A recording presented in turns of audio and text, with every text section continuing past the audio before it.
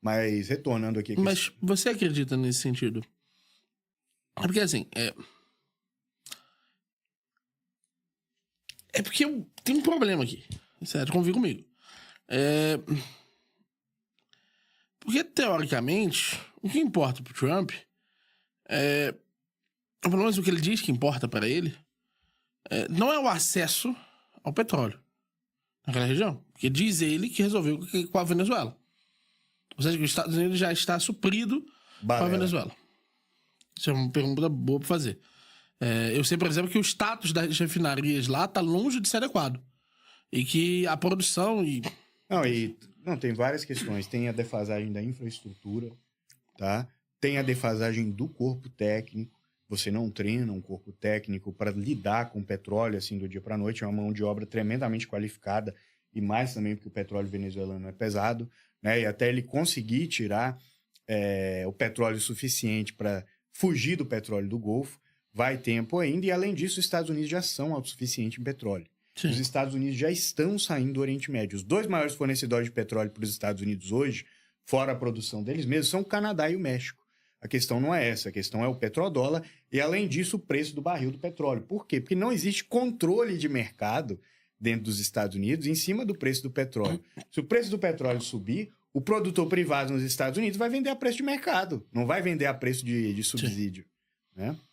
Eu entendi o que você quer dizer, ou seja, ele precisa, para manter a hegemonia do dólar, ele precisa manter o petrodólar.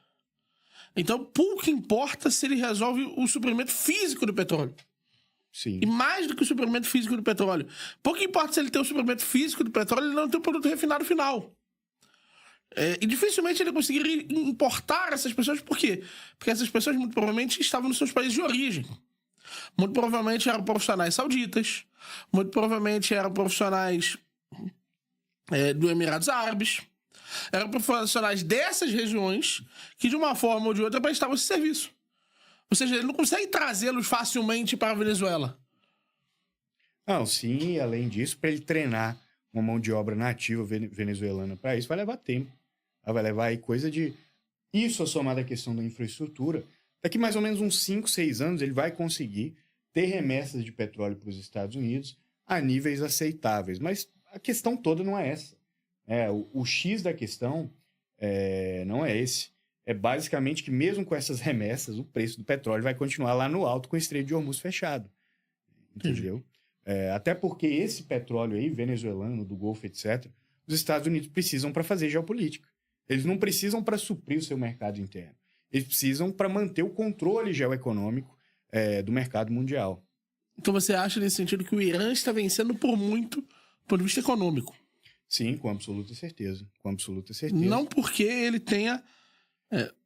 É porque o prejuízo que ele dá aos americanos é muito maior, é ordens maior do que o prejuízo que os próprios americanos dão pela destruição da infraestrutura iraniana, por exemplo. Não, sim, porque tem várias outras questões, né?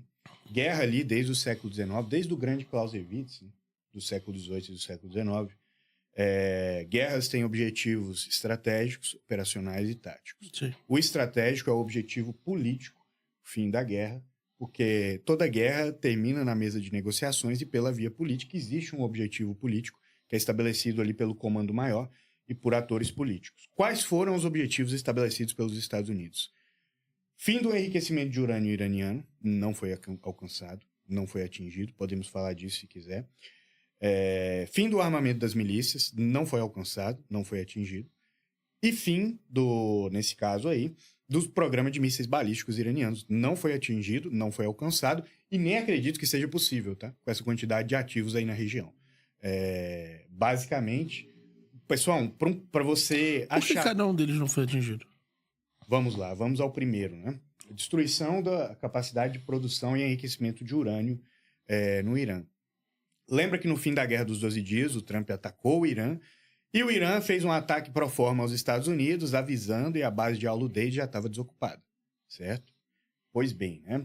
A GBU-57, que foi a bomba utilizada, que é a Mother of All Bombs, né? A Moab, ela penetra até 60 metros de profundidade em condições otimizadas. As cidades subterrâneas iranianas estão não só a mais de 80 metros de profundidade, mas dentro de montanhas e com cimento tremendamente fortificado, otimizado para isso. tá? Então, existe grandes chances aqui de nós estarmos diante de um acordo de sombras aí, e por isso também a guerra retornou, porque o Mossad israelense sabe que o Irã não perdeu a capacidade de enriquecer urânio. Segundo objetivo, né? Capacidade de construção de mísseis balísticos. É simplesmente impossível você destruir toda a infraestrutura para a produção de mísseis e lançadores. Mas não era mísseis balísticos intercontinentais? Não, o Irã não tem CBM. O Irã tem mísseis de curto alcance e RBM, ele não tem CBM. Mas é realmente impossível. Se o Estados Unidos colocou isso como objetivo, ele realmente queria trazer ele, porque a gente tem aí a Rússia czarista já tinha míssil, né? Então, é uma parada realmente muito complicada. É porque os mísseis de médio alcance iranianos, enquanto o Irã tiver mísseis de médio alcance... Médio alcance, entendi. De médio alcance. Só médio alcance, tá. Ele vai ter capacidade... Mas eu vou explicar aqui depois o que é um míssil balístico, aqui para o nosso público entender. Mas os mísseis de médio alcance dão para o Irã capacidade de dissuasão direta em relação a Israel, por essa questão aqui da guerra de saturação que eu falei para você, e por Israel não ter profundidade industrial para produzir em larga escala os interceptadores, e nem os Estados Unidos hoje têm, tá, pessoal? Nem os Estados... Vou citar aqui para vocês alguns dados. Os Estados Unidos, primeiro a Ucrânia. A Ucrânia gastou, em 5 anos de guerra, 600 mísseis Patriot, de interceptação de mísseis, tá? Para cada míssil de ataque, você precisa de pelo menos 2 interceptadores Patriot, perfeito?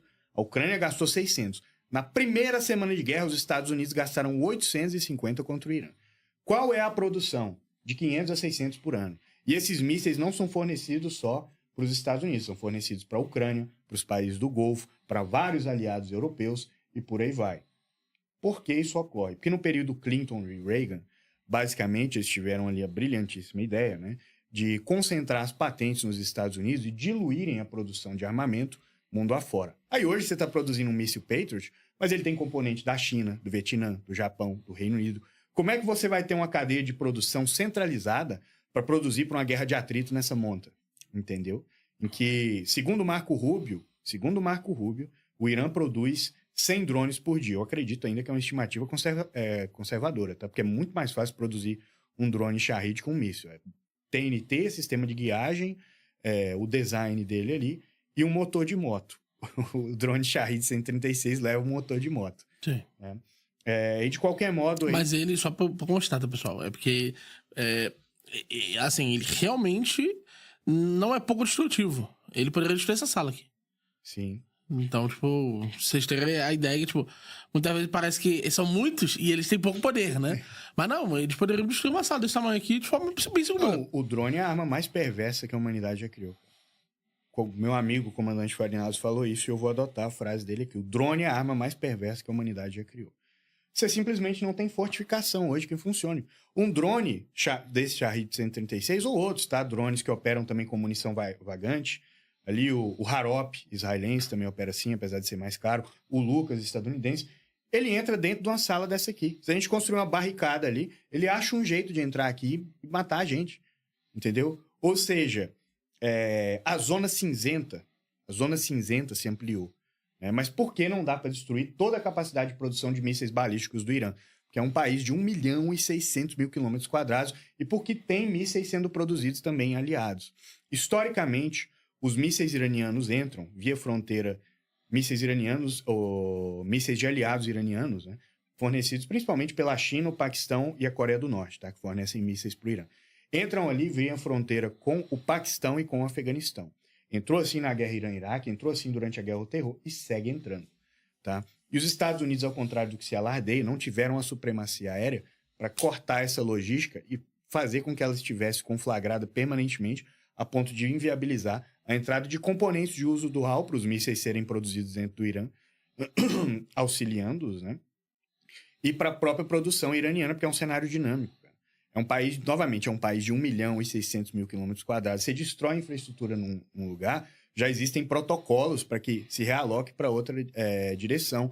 E aí também entra o papel das cidades subterrâneas. Né? E daí uma situação tão difícil. E isso não é de hoje, tá, pessoal? O Netanyahu levou essa guerra em 2008 para o George Bush, ele não quis. Levou para o Obama não quis. Levou para o Trump no primeiro mandato, o Trump assassinou o Qasem Soleimani, demitiu o John Bolton e voltou atrás. Né? Levou para o Joe Biden, o Biden não quis, foi naquela... Oi? Ele quase que... É porque a pressão americana interna subiu a temperatura significativamente. Mas você deve lembrar daquela famosa ligação do Netanyahu pro Biden, que a mídia americana ficou doida, que finalmente eles... Porque a gente sabe, né, que durante o governo do Biden foi quando houve o 7 de outubro, né? Sim, sim. E houve aquela famosa ligação do Biden, só que os Estados Unidos, naquele momento, começou talvez a primeira grande erupção anti-guerra nos Estados Unidos. Eu acho que não faltou vontade política militar do Biden.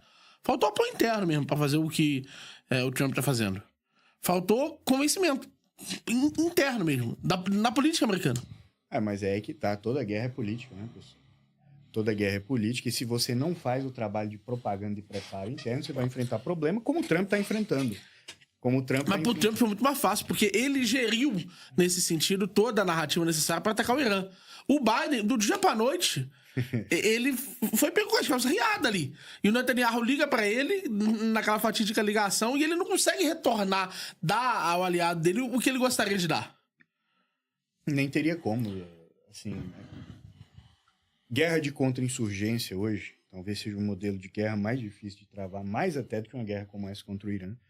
Porque exatamente os drones e os mísseis baratos, né? Mísseis aqui eu não falo, não mísseis balísticos iranianos, são profundamente tecnológicos, né?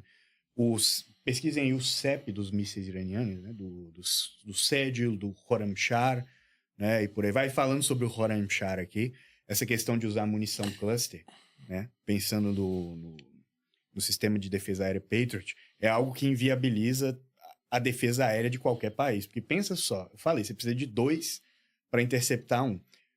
Com a munição cluster, ele solta 80 granadas cluster, cara, de uma vez.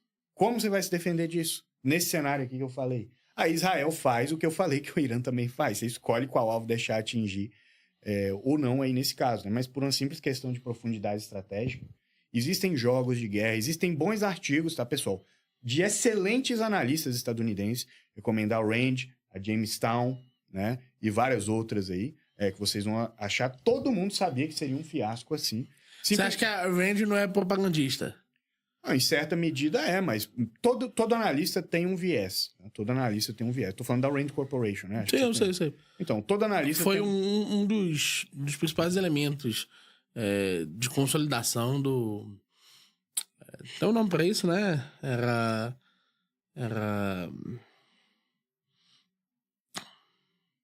O que é? O nome da doutrina militar foi adotada na década de 60 e 70, logo no início do Red Corporation, quando ela se manifesta... da doutrina Nixon?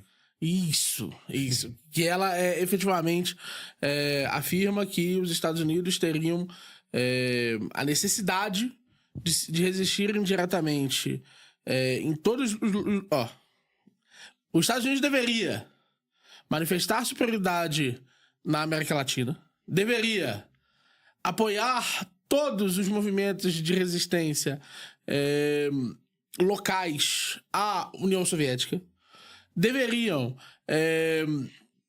e é por isso que ele se envolve em tantas proxy wars, e ele deveria obter superioridade tática em pelo menos um dos 3 aspectos em relação a todos os países do mundo. Aí era naval, aéreo e... terrestre. Não sei se era terrestre. Eu não sei se inteligência tá numa delas. Não, mas isso que você falou, do ponto de vista do planejamento estratégico, faz total sentido para um país que quer ser uma potência hegemônica. Mas eu falar que eu quero fazer tudo, né? Como doutrina, é muito mais um exercício de autoafirmação do que a doutrina militar, né? Não, mas aí é uma doutrina estratégica, né? É questão diferente, não é doutrina necessariamente tática militar. Mas, de qualquer modo, isso ainda faz sentido do ponto de vista estratégico para os Estados Unidos. Guerrear contra o Irã dessa forma, sabendo que vai se perder, não. E aí o que eu, pelo menos, critico nos Estados Unidos, não é, enquanto analista, não é basicamente eles defenderem o seu interesse. É eles agirem contra o seu interesse estratégico, o que seria o seu interesse estratégico nesse caso, entendeu? Porque da mesma forma que eu uso a régua realista para falar do meu país, eu não posso querer medir os outros países fora da régua realista, né? Sim. E é isso que não faz sentido. E por que a China, nesse caso aqui, e a Rússia estão apoiando o Irã? Existe uma questão geoestratégica aqui central também. Se você puder colocar de novo o mapa aí, ô querido. Eu lembro de falar da terceira, do terceiro objetivo. Ah, sim, só uma última questão aqui, né, pessoal, que vamos falar do terceiro objetivo, né, mas além disso, gostaria de falar que eu estava falando e não concluí, né? Todo analista tem viés, tá? E todo think tank tem viés. Mas o bom analista, né, ele cruza informações. Eu, por exemplo, leio a Rand, leio a Jamestown, leio o Clube de Valdai, russo, que é muito bom, leio uma série de think tanks chineses, leio documentos doutrinários do Paquistão, da Argélia, leio documentos doutrinários indianos, né? E assim a gente faz um big picture, né? Nesse caso aí. Então, você tem que analisar com base nesse conjunto. Mas mesmo assim, para estabelecer um interesse estratégico, a Rand é um excelente think tank. E por isso mesmo vocês vão ver vários jogos de guerra ali envolvendo Estados Unidos e Irã nesse caso aí, com ela prevendo que aconteceria exatamente isso. Mas sobre a questão da Rússia e do Irã, vamos aqui ao mapa e aí a gente vai falar do terceiro objetivo estratégico depois. Mas basicamente, olhem esse mapa, foco no Irã aqui. Por que a China não pode permitir que o Irã caia? A China criou uma zona de isolamento com Irã, Paquistão e Afeganistão, via Organização da Cooperação de Xangai e cooperação estratégica entre esses 3 países. Por quê? Via esse cordão de isolamento, não chegam mais armas ali no Quirguistão, mais para cima, acima do Tajiquistão, para o Partido Islâmico do Turquestão Oriental, que é quem arma os uigures dentro da China para fazerem levantes armados, ok?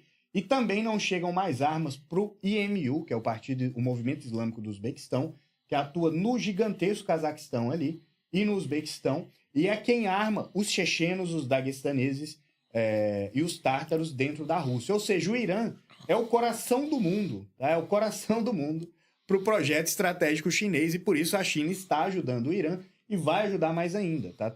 O Irã não tem cobertura satelital para fazer ataques com a precisão e com a expertise que fez, tá, pessoal? Toda essa cobertura satelital e auxílio inteligência está vindo da China, né, aí nesse caso.